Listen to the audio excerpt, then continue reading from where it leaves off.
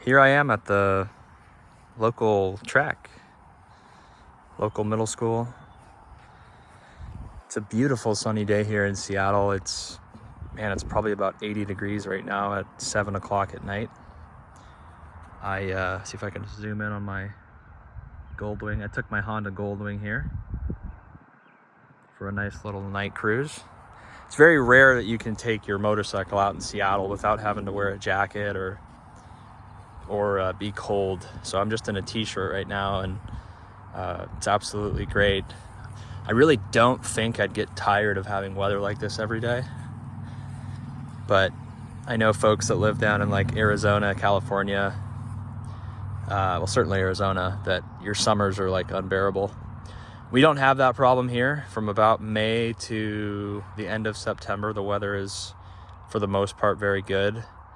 The days are long, it's light out. It's not overly hot, at least here in the Seattle area. Maybe it gets up to like 90 just for a week or two. But most of the summer, it's like mid 70s, low 80s. And obviously very green, Pacific Northwest type of environment. So I don't know what's worse. I mean, we go 6 months from about November to May with very, very, very bad weather. I mean, you almost just don't go outside because it's so wet and rainy and cloudy and dark. So most people go probably that whole 6 months without doing a whole lot outside. So when it turns for this, everyone's in a better mood. It's crazy how everyone's in such a different mood when the weather is better here, because we go such a long period without getting weather like this.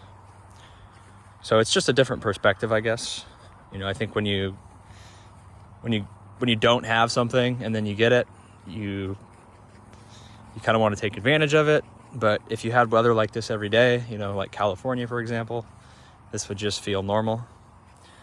I don't know. I think if I lived somewhere where it was like this every day, I'd be pretty happy, right? You don't have to really think about the weather. You can wake up, it's sunny, it's warm. You can pretty much do whatever you want when the weather's like this, right? It's not overly hot. It's not like Arizona, right, where it's 110, and for 3 months out of the year you can't go outside because it's too hot. Here we don't go outside because it's too cold. Again, we ate it close to 6 months though, because we do get some snow here. It's not like we get overly cold, like we don't get into the negative temperatures, but it's just not very pleasant to go outside when it's wet and rainy and drizzling.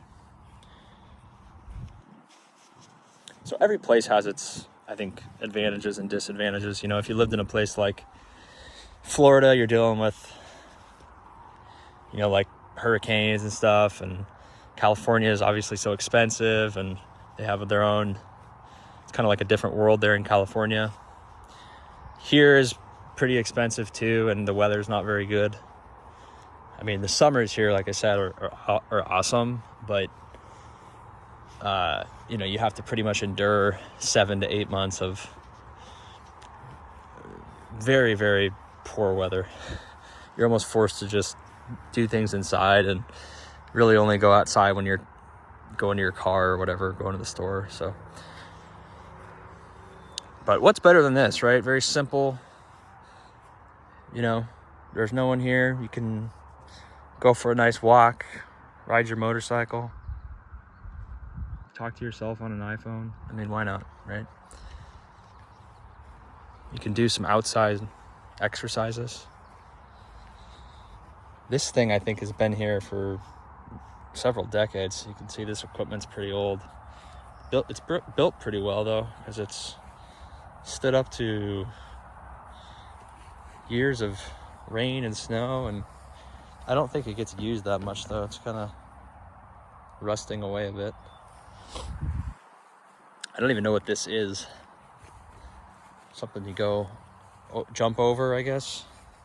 Can you imagine jumping over this and tripping? That would really hurt. And I don't know what middle schoolers are strong enough to do. Look how high that is. I'm 5'10", and I don't even know if I could reach that. I'm sure I could, but kind of just a weird, it's just something that like a CrossFit person would do. Pull-ups, you know, that one's a pull-up bar. So pull-ups, and then kind of just, you know, you have to be kind of strong to do this. Obviously, if you don't weigh a lot, it helps, but, and then I guess those are for sit-ups over there. But, and then, what's that one? Like climb the chain link fence over there. So the best one though is just running. I've ran around this track. I didn't go to school here, but I come here to run quite a bit, or I did several years ago. There's one closer to where I am now, but very peaceful to just to run or jog around the track. For me, at least, it's therapeutic. And I think that's the key to living a long life, is you have to work your body. Your body will only go as far as, you know, body can only go so far if you're not exercising, or, you know, part of it's eating well, but part of it's just staying active. That's the classic saying is, you know, body in motion stays in motion. A body at rest stays at rest. So if you stay active, you know, and you're in relatively good shape, you're not overweight, you have a really good chance at living a healthy, long life. If you know, you see people that once they get out of once they get out of being young, when you're young and you have your youth and metabolism and you can pretty much eat whatever and not feel bad, it's easy to, you know, you have energy, you're still growing. As soon as that stops though, if you don't work your body by, you know, running, going to the gym, working out, walking actively, then you see people, right? They get overweight. They start having health problems kind of at a younger age. And it affects every aspect of your life. I mean, you can't work as hard. You know, you're not as mobile. You can't do a lot of activities. Maybe you become more sedentary. You don't get to travel as much or do new things or go outside as much. You know, you're just kind of, it's like use it or lose it. It's the use it or lose it sort of thing, where if you don't maintain your active lifestyle, then you become burdened by it. And as you get older, that impacts your ability to again live a long, healthy life. And those really should be the best years of your life, theoretically. At least in the past 50 years, people that, you know, are 60, 65, you know, you should have your health, because when you're that age, most people would have the ability to kind of do what they want. And that's the sad story with a lot of people, is that you kind of work your whole life and then you're just so burned out and tired or out of shape or unhealthy that you don't get to enjoy basically your life. You know, you sacrificed 30 plus years maybe for some people of working, and maybe you liked your job, I don't know, but 30 plus years of kind of doing stuff that you maybe didn't want to do, but you did because you had to survive,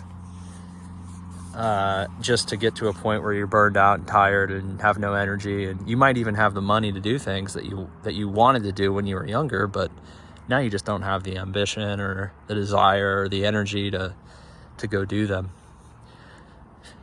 And that's, I think, tragic, because young people, like I'm almost 30 now, but when you're young, you have so much, you know, traditionally you have so much ambition and desire to go do things, but you don't have any resources. You have nothing. So you have to convert your energy into work or to generating income. And the more and more you do that, you know, you enter life, all the expenses associated with life kind of beat you down.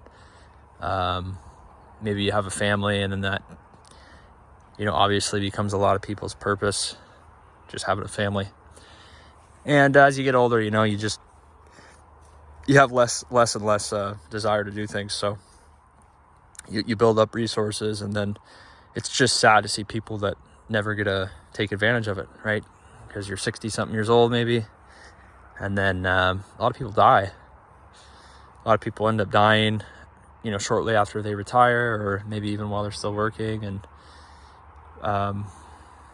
so I don't know, it's just maybe a lesson for don't take things too seriously. Try to enjoy where you are in your life, even though that can be difficult, because you're trying to get to some point and you think maybe you're going to be happy when you reach that point, but it's kind of like moving the goalpost. You might never, some of the richest people are never satisfied. They have they could have $1 million, they could have $1 million, $100 million, doesn't matter. For some people, it's just never enough. And then you go to you see videos of people in third world countries or South America that have nothing, but they have a very rich lifestyle. They're very involved with their community, and that's how they get their fulfillment, right? So everybody's different, but someone that lives what most people would say is a very mundane lifestyle of not really having a lot, they could be a lot happier than someone with, like I said, $100 million, because that person's so stressed out. Maybe they're always working, they have a bunch of deadlines, and they're just so stressed out that they can never really take a step back and smell the roses. So that's what I try to do. We're all gonna be dead anyway, and you might as well just enjoy the time you have. And you can do a lot of things that don't require a ton of money, right? If you find the simple pleasures, just enjoying the day, walking, riding motorcycles, obviously that costs some money, but it's not like it's that expensive. And you can get a lot of fulfillment out of that. You don't have to be like a millionaire to have any fun. So I don't know, I'm just kind of rambling on right now. It's a beautiful evening, and just kind of wanted to talk about random stuff. And let me know what you guys think if you have any comments. And as always, have a fantastic evening.